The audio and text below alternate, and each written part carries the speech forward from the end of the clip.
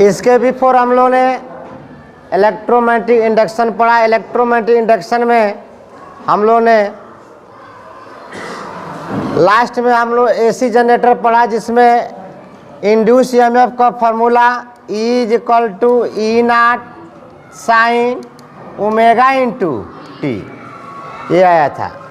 ई क्या है? Induce EMF. इसी को हम लोग क्या कह सकते हैं? V=V0 sign omega into T. ठीक है। अगर बोथ साइड हम R से डिवाइड कर दें, कोई दिक्कत है क्या? बोथ साइड इस फार्मूले में अगर हम R से डिवाइड कर देंगे तो क्या हो जाएगा? According to Ohm's law formula क्या आता है? V=I इंटू R आता है। तो I क्या हो जाएगा? V/R होगा कि नहीं होगा? यानी इस V/R को आप क्या लिख सकते हैं? I। आप V0/R0 को क्या लिख सकते हैं? I0। ये हो जाएगा sine omega into T. I0 are known as peak current. क्या नाम देंगे? Peak current. पीक करेंट कह सकते हैं OR मैक्सिमम करेंट। क्या बोल सकते हैं? मैक्सिमम करेंट बोल सकते हैं। Similarly E0 OR V0 are known as peak voltage OR maximum voltage, है ना? तो अल्टरनेटिंग करंट में हम लोग देखते हैं अल्टरनेटिंग करंट का डिफिनीशन। अल्टरनेटिंग करंट का डिफिनीशन तो यहाँ पर देखिए, current whose magnitude changes. Current का मैग्नीट्यूड चेंजेज हो सकता है कंटिन्यूसली। कैसा? Continuously. But direction changes periodically is known as alternating current. Is known as alternating current. जैसे हम लोग देख सकते हैं, ये वाई एक्सिस, ये क्या है आपका? X axis. Small t = 0। Small t = 0। तो जब स्मॉल t = आप 0 रखेंगे तो पूरे साइन की वैल्यू क्या हो जाएगी? 0। आज साइन 0 डिग्री = 0, तो करंट क्या आ जाएगा? 0। स्मॉल t = अगर आप T/4 रखते हैं, कितना रखते हैं? T/4 यहाँ रखते हैं, तो देखिए चेक कीजिएगा, I I0 साइन ओमेगा की वैल्यू क्या होगी? 2π/T। तो यहाँ पर हमने लिखा 2π/T। स्मॉल t क्या लेंगे? T/4। तो T क्या हो गया? 4। T से T क्या हो गया? 2 जा क्या हो गया? π/2 बोले तो 90 डिग्री। यानी I I0 साइन 90 डिग्री, यानी π/2। पाई की वैल्यू कितना होता है मेरे डियर स्टूडेंट? 1/80। तो 1/80 डिवाइड बाई 2 कितना आ जाएगा? 90। और साइन 90 क्या होती है? 1। यानी इस सिचुएशन में I जो है क्या हो जाएगा? मैक्सिमम। यानी T/4 पर I क्या हो जाएगा? मैक्सिमम। तो T/2 पर क्या हो जाएगा? I 0। समझ रहे हैं ना? फिर 3T/2 पर I क्या हो जाएगा? नेगेटिव का क्या हो जाएगा? -I0 हो जाएगा। उसके बाद T स्मॉल t = क्या बोलेंगे? T बोले तो 2π, यानी 360 डिग्री। तो 360 डिग्री पर करंट क्या हो जाएगा आपका? 0। तो देख सकते हैं आप, ये टाइम के साथ साथ आपका क्या हो रहा है? चेंज। देखिए, करंट हुज मैग्नीट्यूड चेंजेज। एक बार यहाँ पर ये 0 से ऊपर यानी Y axis plus Y axis में आपका पीक करंट क्या आया? मैक्सिमम पॉजिटिव आया। बोलिए आया कि नहीं आया? फिर स्मॉल t = T/2 पर करंट आपका क्या हो जाएगा? 0। करंट क्या आ जाएगा? 0। उसके बाद 3T/4 पर आपका करंट आ जाएगा -I0। इसके बाद स्मॉल t = 2π पर करंट क्या आ जाएगा? 0 हो जाएगा। करंट क्या आ जाएगा? 0।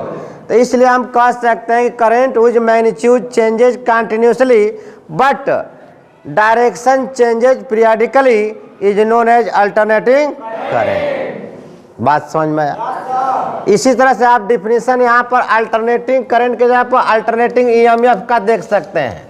अल्टरनेटिंग ईएमएफ में कहेंगे कि EMF whose magnitude changes continuously. EMF बोले तो वोल्टेज, इलेक्ट्रोमोटिव फोर्स या वोल्टेज इंड्यूस, इसको क्या बोलेंगे? Induce EMF. Induce EMF whose changes, induce EMF whose magnitude changes continuously but direction changes periodically is known as alternating EMF, is known as alternating voltage. बात समझ में आया? तो ये डिफिनेशन समझ में आया अल्टरनेटिंग करंट का। चलिए नेक्स्ट देखते हैं। देखिए आगे आपका क्या,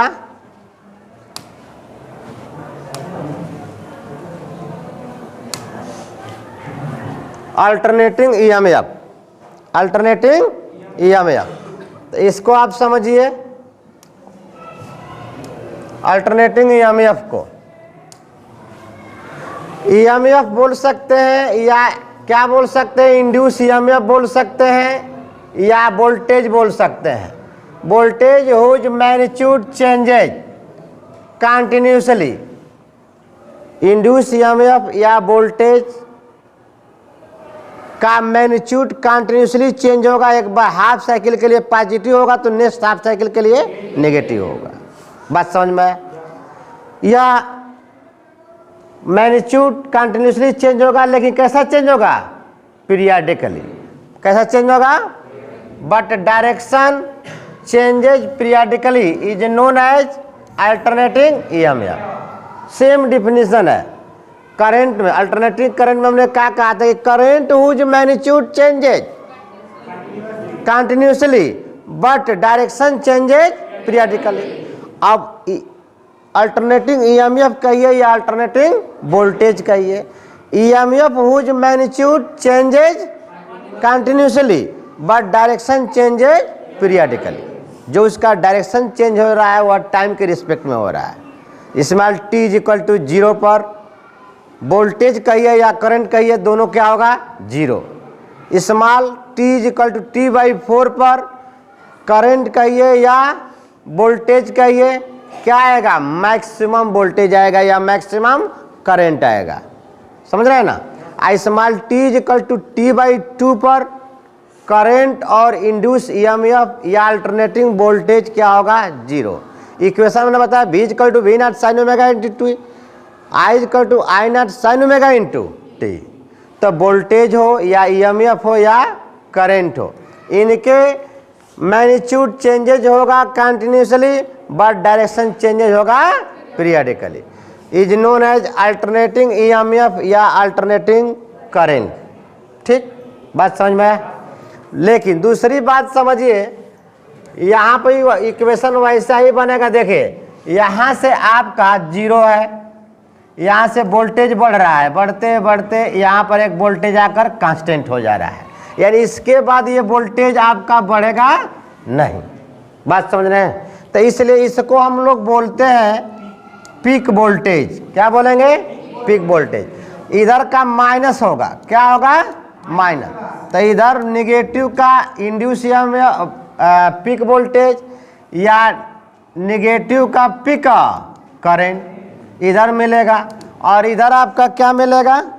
इधर आपका मिलेगा पॉजिटिव का पीक वोल्टेज और पॉजिटिव का पीक करंट। यहाँ पर आपका क्या होगा? माइनस I0 ओवर माइनस, बोलिए, माइनस V0। लेकिन यहाँ पर पीक करंट या पीक वोल्टेज क्या हो जाएगा? 0। बात समझ में? लेकिन पूरे इंडिया में जो आपकी सप्लाई, जो सरकार, भारत सरकार आपको सप्लाई देती है एसी का, एसी बोले तो अल्टरनेटिंग करंट का, यानी जो वोल्टेज की सप्लाई होती है पूरे इंडिया में, वह सप्लाई कितनी दी जाती है? 220 वोल्ट। ठीक है, जैसे आपके टाउन एरिया में जो ट्रांसफार्मर लगा रहता है उस ट्रांसफार्मर को हम लोग कहते हैं स्टेप डाउन ट्रांसफार्मर। वह 11,000 या 33,000 वोल्टेज को कन्वर्ट कर देता है 220 वोल्ट में। तो जो हमारे घर में जो वोल्टेज आता है वह कितना वोल्टेज आता है? 220 वोल्ट, 220। या जो भी इंस्ट्रूमेंट बनाए जाते हैं उस पर रेटिंग होता है कि यह सेफल है या बल्ब है, तो उस बल्ब पर रेटिंग होता है कि 220 वोल्ट सप्लाई पर चलेगा, इतने वाट का है, 100 वाट का, 60 वाट का और या 50 वाट का रेटिंग होता है, लिखा होता है। 0 वाट का भी बल्ब होगा, सेफल होगा, जो भी है, तो वह उस पर लिखा होगा 220 वोल्ट की सप्लाई पे चलेगा। बात समझ में आया? तो इसलिए हम कह सकते हैं कि पूरे इंडिया में जो वोल्टेज की सप्लाई होती है वो कितना होती है? 220 वोल्ट। और उसमें जो फ्रीक्वेंसी जो पाई जाती है वो कितना होती है? 50 हर्ट्ज। ये जीके में भी क्वेश्चन बहुत पूछता है, ठीक है। तो हम कह सकते हैं कि the general voltage in India is given as 220 volt and 50 hertz frequency. ये 50 हर्ट्ज क्या है? फ्रीक्वेंसी है। लेकिन बट इन यूएसए में अगर हम बात करते हैं तो यूएसए में देखिए 110 वोल्ट की सप्लाई है और 60 हर्ट्ज की क्या है? फ्रीक्वेंसी है। होता क्या है कि बहुत लोग जैसे इंडिया से बहुत लोग आपके दुबई चले गए, कुवैत चले गए, तो वहाँ से एक चार्जर लेकर आते हैं। क्या लेकर आते हैं? चार्जर। तो चार्जर लेकर आते हैं कि बहुत अच्छा चार्जर है, हमारे इंडिया में ले चलेंगे, मोबाइल चार्ज करेंगे, तो वह चार्जर यहाँ पर क्या होता है? जल जाता है। क्या होता है? जल जाता है। क्योंकि हमारे इंडिया में सप्लाई कितनी दी जा रही है? 220 की, 220 की, और फ्रीक्वेंसी कितना है? 50 हर्ट्ज की। तो हो सकता है कि वहाँ पर फ्रीक्वेंसी जो है कि 55 का हो, जो वहाँ की सप्लाई बनाया जा रहा है, अडाप्टर वगैरह जो भी चार्जर वगैरह मोबाइल का, वह उस रेटिंग है या उस बनाया जा रहा है उसको 220 वोल्ट पर न करके आपका 200 वोल्ट सप्लाई अगर दिया जा रहा होगा, फ्रीक्वेंसी हो सकता है कि आपका 50 हर्ट्ज हो। तो बताइए अब आप इतना पर वह बनाया गया, इतने सप्लाई पर वह चार्जर काम करेगा और आप काम करा रहे हैं 220 वोल्ट पर, बोलिए, तो उसकी डाइजेस्टिव सिस्टम क्या हो जाएगा? खराब हो जाएगा, यानी उसके डायोड वगैरह क्या हो जाएंगे? जल जाएंगे। कंसेप्ट समझ में आया? बोलिएगा। हाँ, तो ऐसा गलती आप कभी ना करें, ठीक है। तो ये समझ में आया आपको अल्टरनेटिव करंट और अल्टरनेटिंग वोल्टेज। नेक्स्ट चला जाए, चलिए।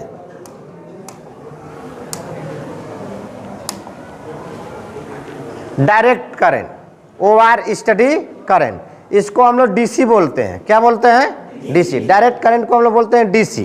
तो डीसी सप्लाई आजकल सबके घर में है कि नहीं है? जहाँ करंट नहीं है, जहाँ नो है, वहाँ यस करेगा कौन? इन्वर्टर। इन्वर्टर डीसी से यानी बैटरी से वोल्टेज को लेकर उसको एसी में क्या करेगा? कन्वर्ट करेगा। इसका एक होता है वैसे इन्वर्टर का दूसरा नाम क्या है? Not gate. दूसरा नाम क्या है? Not gate. इन्वर्टर का दूसरा नाम है नॉट गेट। नॉट गेट को हम लोग बोलते हैं इन्वर्टर। जहाँ पर यह एस होगा वहाँ पर क्या करेगा? नो। और जहाँ पर नो होगा वहाँ पर क्या करेगा? एस। बात समझ में आ रहा है? यानी अगर एसी सप्लाई, यानी अगर एसी सप्लाई आई है, मिल रही है, तो इन्वर्टर बैटरी से चार्ज लेना बंद कर देगा, बैटरी को चार्ज देना स्टार्ट कर देगा। बात समझ में? यानी अगर लाइट है तो आपको डीसी से एसी नहीं मिलेगा, डीसी से एसी नहीं मिलेगा। यानी अगर लाइट है यानी यस, तो बैटरी से कोई करंट नहीं मिलेगा, ठीक। तो यस का मतलब 1, यस का मतलब 1। तो इनपुट 1 है तो आउटपुट क्या है? 0 है। बात समझ में? अगर एसी सप्लाई कट गई तो इसका मतलब नो, तो नो के लिए क्या हो गया? 0।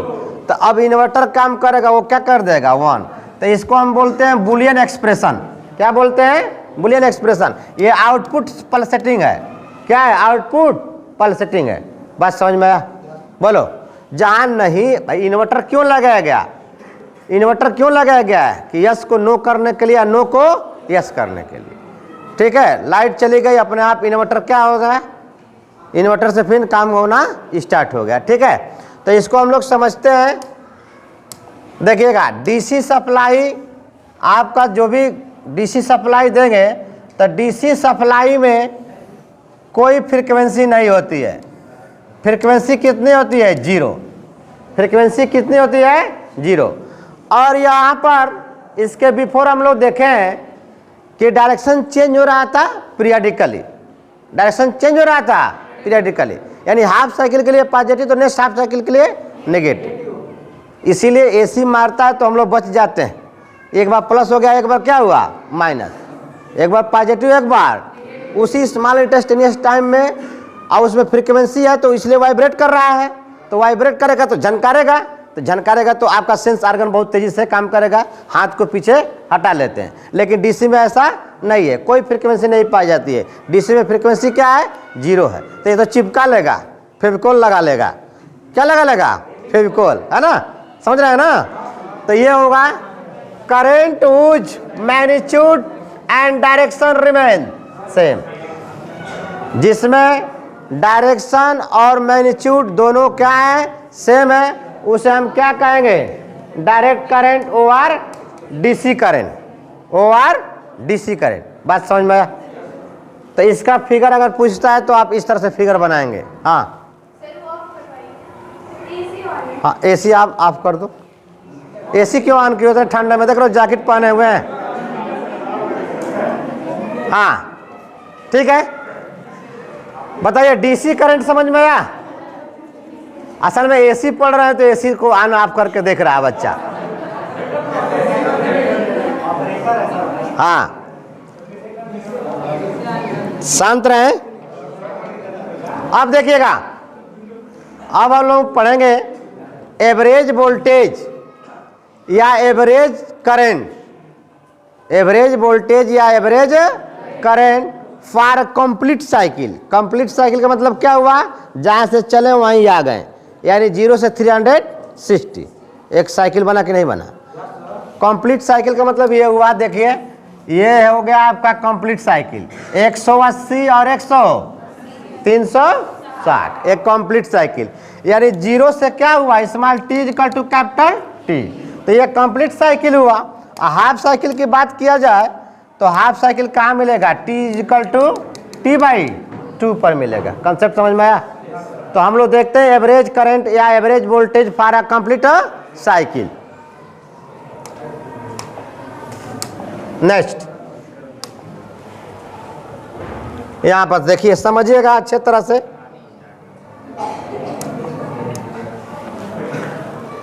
हेडिंग क्या है? Average value of alternating current over one complete cycle. Visible है कि नहीं है? देखिए हेडिंग में average value of AC over one complete cycle. AC का मतलब अल्टरनेटिंग करंट। अल्टरनेटिंग वोल्टेज भी हो सकता है, अल्टरनेटिंग करंट भी हो सकता है। ठीक, तो हमने कहा कि we find the average value of alternative current over a complete cycle of alternating current ID. ID क्या है? 0 है। आईडी क्या माना गया है? 0। ठीक है,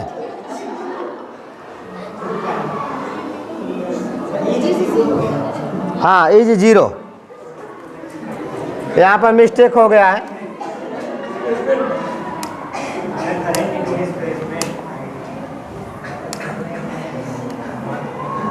देखिए, we find the average value of alternating current over a complete cycle of alternating current is 0। यहाँ पर क्या होगा? इज 0। फिर करेगा कि the AC at any instant small T is given by I is equal to I0 sine omega into T. ये equation हमने बताया आपको, बोलिए बताया कि नहीं बताया? अब समझिए, the small amount of charge flow in a small time D T will be, यानी D Q is equal to I into D T. D Q is equal to I into D T. ये बात समझ में आया भैया? Alternative current का definition क्या आ रहा था? The rate of flow of charge is known as electric current. ठीक है, तो D Q is equal to I into D T लिए हैं, तो आई इज इक्वल टू आप क्या लिख सकते हैं डी, या चलिए यहाँ पर देखिए इसको हटा दीजिए, डी क्यू मिला, आई इज इक्वल टू क्या है, I naught sine omega into T into क्या मिल गया, डी टी। चार्ज मिला कि नहीं मिला? अच्छा, the total charge that flow through the circuit in one complete cycle of alternating current is. तो total current, total charge find करने के लिए एक कंप्लीट साइकिल के लिए हम क्या करेंगे, जहाँ से चलेंगे उसको लोअर लिमिट मानेंगे और जहाँ पहुँचेंगे उसको अपर लिमिट। यानी इस इक्वेशन को हम क्या करेंगे, इंटीग्रेशन करेंगे। क्या करेंगे? Integration of D Q is equal to Q होता है, तो ये हो जाएगा Q is equal to integration of हम क्या ले लें, डी क्यू। कोई दिक्कत? अच्छा, तो जहाँ से चलेंगे वो लोअर लिमिट, जहाँ पहुँचेंगे वो अपर लिमिट। और डी क्यू की वैल्यू क्या है, I naught sine omega into क्या मिला, टी। बोलो बात समझ में आया कि नहीं? आई नॉट कांस्टेंट है, बाहर ले लीजिए। ये एक टाइम पर यानी T/4 टाइम पर एक कांस्टेंट वैल्यू मिलेगी जिसको हम बोलेंगे peak current over maximum current. Concept समझ में आया? तो अब हमको क्या मिला, 0 से कैपिटल T मिला। यहाँ पर फार्मूला अब साइन ओमेगा इंटू टी, और छूटा क्या है, डी टी। यहाँ पर क्या हो गया, डी टी। अब देखिए इस डी टी के रिस्पेक्ट में साइन ओमेगा टी को कहेंगे कि इंटीग्रेशन करेंगे, यानी भोले बाबा को बुलाकर क्या करेंगे, इंटीग्रेशन करेंगे। छोटे से बड़ा करना हो वहाँ इंटीग्रेशन करते हैं, जहाँ बड़ा से छोटा करना हो वहाँ पर डिफरेंशिएशन करते हैं। बात समझ में आया? बोलो। यानी आप थोड़ा सा समझ लीजिए, ये चीज़ है यहाँ पर, ये देखिए, यानी 0 से कैपिटल टी। तो जब यहाँ से यहाँ जाएंगे तो ये लोअर लिमिट हो जाएगा, ये क्या हो जाएगा, अपर लिमिट। तो इसको हम करेंगे इंटीग्रेशन। क्या करेंगे, इंटीग्रेशन। समझिए, तो क्यू मिला, यहाँ पर क्या मिल गया, आई नॉट। अच्छा, साइन ओमेगा टी को डी टी के रिस्पेक्ट में इंटीग्रेशन करेंगे तो फार्मूला क्या मिलेगा बताइए, कास मिलेगा कि साइन मिले, साइन तो है, ये है माइनस कास की प्लस कास, माइनस कास। यानी यहाँ पर फार्मूला हो जाएगा minus cos omega T upon omega. अब यहाँ पर बड़ा वाला बक्सा लगाएंगे, यहाँ लिखेंगे 0, यहाँ लिखेंगे कैपिटल टी। यहाँ तक किसी को कोई दिक्कत? बोलिएगा। आगे बढ़ते हैं, ओमेगा को बाहर कर लीजिए, तो Q इज इक्वल टू, अच्छा माइनस रहने दीजिए, आई नॉट और क्या हो गया, ओमेगा। अब यहाँ पर क्या करेंगे, upper limit minus lower limit. तो ध्यान दीजिए यहाँ पर minus cos omega, I small T की जगह क्या रखेंगे, कैपिटल टी। अब minus minus plus cos omega, और टी की जगह क्या रखेंगे, 0। क्या रखेंगे, 0। तो ये पूरा 0 हो जाएगा, यानी Q is equal to I nought omega, ये हो जाएगा cos 0 degree minus cos omega into T. यहाँ तक समझ में आया? बोलिएगा। Omega is equal to, omega is equal to क्या होता है बताएंगे? Omega is equal to, omega is equal to होता है 2 पाई अपन कैपिटल टी। तो नेक्स्ट देखिए, Q is equal to I nought omega cos 0 degree minus cos 2 pi अपन, बोलो बच्चा, टी। होगा कि नहीं भैया? ये टी से टी क्या हो जाएगा बताइए, ये टी से टी कैंसिल हो जाएगा, बोलिए ना। तो क्या मिल जाएगा, Q is equal to I nought omega cos 0 degree minus cos 2 pi. बोलो समझ बात आया कि नहीं? अच्छा, कास 2 पाई की वैल्यू, यानी पाई बोले तो कितना, 180 डिग्री, और 2 से मल्टीप्लाई करें तो 300, cos 360 डिग्री 0 कितना होता है 0। अच्छा cos 0 डिग्री 0 नहीं 1 होगा ना, 1 होगा, कितना होगा 1 होगा, ठीक है 2 पाई। तो देखिए यहाँ पर Q is equal to I nought omega, ये वैल्यू कितना आ जाएगा 1, ये वैल्यू कितना आ जाएगा 1, तो 1 से 1 कटेगा तो कितना आएगा 0, यानी यह वैल्यू कितना आ जाएगी कंप्लीट साइकिल के लिए 0 हो जाएगी। बोलो बात समझ में आया कि नहीं, यानी कंप्लीट साइकिल के लिए चार्ज की वैल्यू कितना आ गई 0 हो गई। ये बात समझ में आया, बोलिए। अब देखिए हम दूसरा पॉइंट क्या कह सकते हैं, यहाँ पर एवरेज की बात किया गया है, किसका बात किया गया है एवरेज का। तो average value of alternating current, average value of alternating current for 1 complete cycle, 1 complete cycle, एक कंप्लीट साइकिल की बात करते हैं, ठीक है। तो average value of alternating current ये हो गया, average value of alternating current क्या मिलेगा Q अपान T। Q क्या आया है बोलिए 0 आया है, तो Q 0 आ गया, 0 में किसी वैल्यू से डिवाइड करेंगे 0, यानी average value for a complete cycle क्या आ गई 0 आ गई। Average value of alternative current for a complete cycle क्या हो गई 0। एवरेज वैल्यू ऑफ वोल्टेज अगर निकालना है तो बताइए I इज इक्वल टू क्या होता है V अपान R, होता कि नहीं होता। तो average value of current is equal to average value of voltage upon resistance is equal to 0। तो एवरेज वैल्यू ऑफ वोल्टेज और 0 में कुछ भी चिपकाओगे वैल्यू कितनी आ जाएगी 0 आ जाएगी। बात समझ रहे हैं कि नहीं, बात समझ में आ रहा है कि नहीं बताइए। तो average value of alternative current for a complete cycle will be 0, average value of voltage for complete cycle will be 0। बात समझ में है।